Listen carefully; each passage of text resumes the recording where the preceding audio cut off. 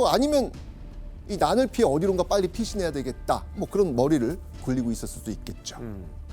그런데 갑자기 내려진 아버지 선조의 명령을 듣고 임해군의 머릿속이 새하얗게 변하고 맙니다.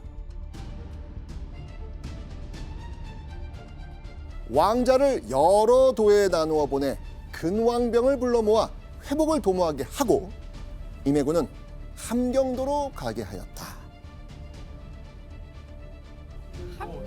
함경도?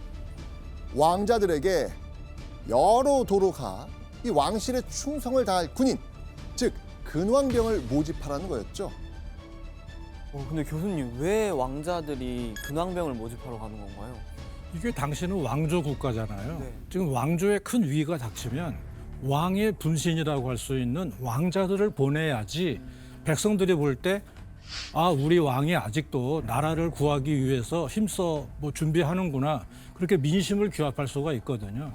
그래가지고 국난 극복을 하기 위한 비상시국을 맞아서 왕자들을 지방에 내려보낸 거죠. 자, 그런데 이때 임해군이 빈정상하는 일이 생겨요. 빈정상하는 일? 선조가 21살 임해군과 13살 순하군 단 2명만 파견했다는 겁니다. 반면에 이미 성년이 된 15살 신성군, 13살 정원군은 선조 자신을 수행하게 합니다. 그러니까 이 선조의 편애, 사랑 때문에 임해군과 순하군 두 사람만이 울며 겨자 먹기로 함경도까지 등 떠밀려 가야 됐던 것이죠. 아, 너무 서럽다 진짜. 의지로 간 것도 아니고. 그런데 임해군이 함경도로 떠나고 5개월 뒤 조선 조정에 충격적인 소식이 전해집니다. 임해군과 순하군 및 제신 대여섯 명이 모두 사로잡혔다. 사로잡혔다. 임해군과 순하군이 일본군의 포로가 됐다는 겁니다. 1592년 5월 27일 임진강 방어선이 무너지면서 일본군의 한 부대는 함경도로 진입하죠. 그런데 이때 회령의 백성들이 몰려와 이렇게 말하죠. 저희가 성을 지키겠습니다. 성문을 잠그고 왕자들을 지키겠다며 길을 막아선 겁니다. 그리고 잠시 후 놀라운 일이 벌어집니다. 마침내 객사를 포위하고 두 왕자 및 부인, 여종, 노비 등을 잡아 모두 결박하고 마치 기물을 쌓아놓듯 한 칸 방에 가두었다. 아니 지킨다고 거짓말한 거예요? 백성들이 돌변한 거예요. 오. 백성들이 돌변해서 왕자 일행을 포위한 뒤 꽁꽁 묶어 방에 가둬버린 겁니다. 아니, 그렇게 할 수가 있나? 왕자인데? 그러니까요. 교수님, 그래도 조선의 왕자잖아요. 근데 백성들은 왜 왕자를 그렇게 넘긴 거예요? 임해군이 순하군을 데리고 함경도에 들어갈 때 그 맡은 바 임무가 있지 않습니까? 근데 임해군이 지금까지 어떻게 살아왔어요? 막 살았어요. 권력을 유지해서 뺏는 거 잘하잖아요. 네. 그러니까 군대를 모으고 군비를 공출한다는 핑계 삼아서 개인적으로 수탈을 많이 한 것으로 알려져 있어요. 그러니까 함경도 백성들이 볼 때는 기분이 안 좋고 그럴 바엔 차라리 붙잡아서 포로로 넘기면 일본군으로부터 상을 받을 거 아닙니까? 이제 뭐 그냥 2판 4판이다 약간 그렇죠. 이런 느낌이군요. 임해군은요. 마국간 단칸방을 전전하면서요. 24시간 내내 감시받고 생활하게 됩니다. 게다가 전쟁 중이라 먹을 것이 없어 쫄쫄 굶는 날도 많았죠. 자, 우리 동표 씨가 만약에 임해군이라면 이때 어떨 것 같아요? 엄청 분할 것 같아요. 태어나자마자 권력을 가지고 태어났잖아요. 근데 거기서 갑자기 쭉 추락해서 마루간 신세. 또 백성에게 떠넘겨 간 거니까 더욱 그 분함이 크지 않을까요? 그렇죠. 자, 임해군은요. 언제 목숨이 끊어질지 모른다는 그 두려움에 떨면서 하루하루 고통 속에서 살았을 겁니다. 자, 근데 이 소식이야 선조의 귀에도 들어갑니다. 이전까지 그 사고 뭉치의 기행만 일삼는 왕자들이었다고 해도 선조의 마음 불편했겠죠. 이후 일본군은요 임해군과 순하군을 빌미로 해서요 조선 조정에 협상 조건을 전달합니다. 조선이 땅을 떼어 강화하면 왕자도 되돌려 보내고 군사도 파하겠다. 그러니까 조선이 땅을 떼어 주면 왕자들을 어떻게 하겠다? 풀어주겠다. 돌려 보내주겠다는 거예요. 당시 일본군이 요구한 땅이 정확한 기록으로 남아있지는 않습니다. 하지만 이후 이루어진 협상 기록을 보면요. 아마도 하삼도 일대, 지금의 충청, 전라, 경상도 일대를 말하죠. 일본군은 조선의 왕자 임해군과 순하군이 포로로 그 정도 가치가 있다고 본 거예요.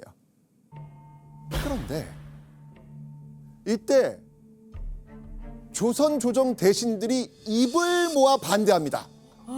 선조 또한 이 협상은 절대 받아들일 수 없다라고 합니다. 이때 임해군은 어떤 심정이었을까요?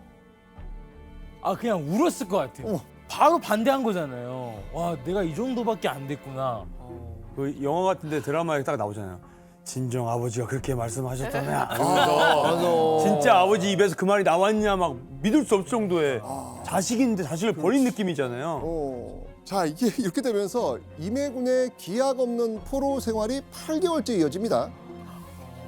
자, 그러던 1593년 2월 20일 임해군은요 뜻밖의 인물을 일본군 진지에서 만납니다. 바로 명나라 장수들에게 길 안내를 한 향도장 최우라는 인물입니다. 최우.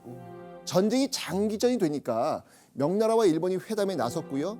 명나라 장수들에게 길 안내를 해주기 위해 최우가 참여했던 겁니다. 그동안 자신의 과오를 반성하는 걸까요? 임해군은요 최우와 인사를 나누고 한동안 말없이 눈물을 흘립니다. 한참을 이렇게 울던 임해군은요 최우에게 조심스럽게 한마디를 건넵니다.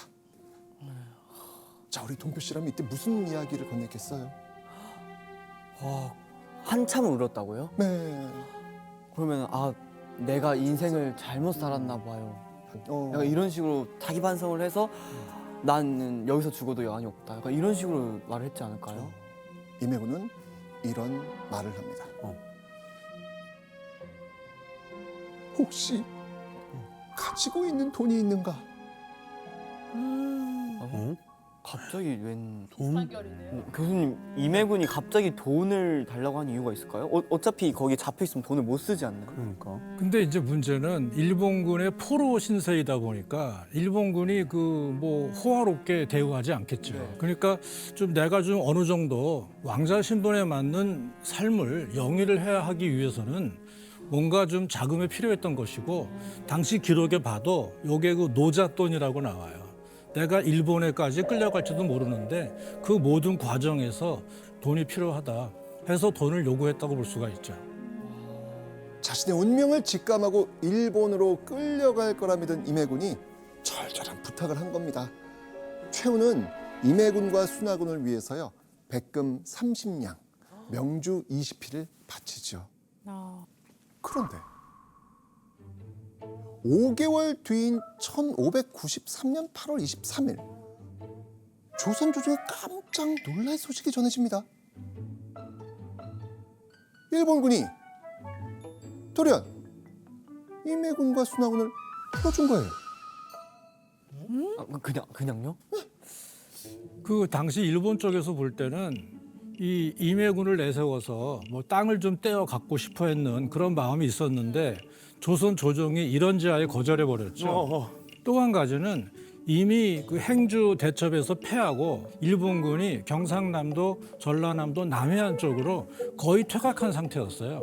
그러니까 일본군으로 볼 때는 이제는 이용 가치가 거의 없어져 버린 거예요. 그렇다고 해서 분풀이로 왕자를 죽인다는 거는 그 후폭풍을 감당할 수가 없거든요.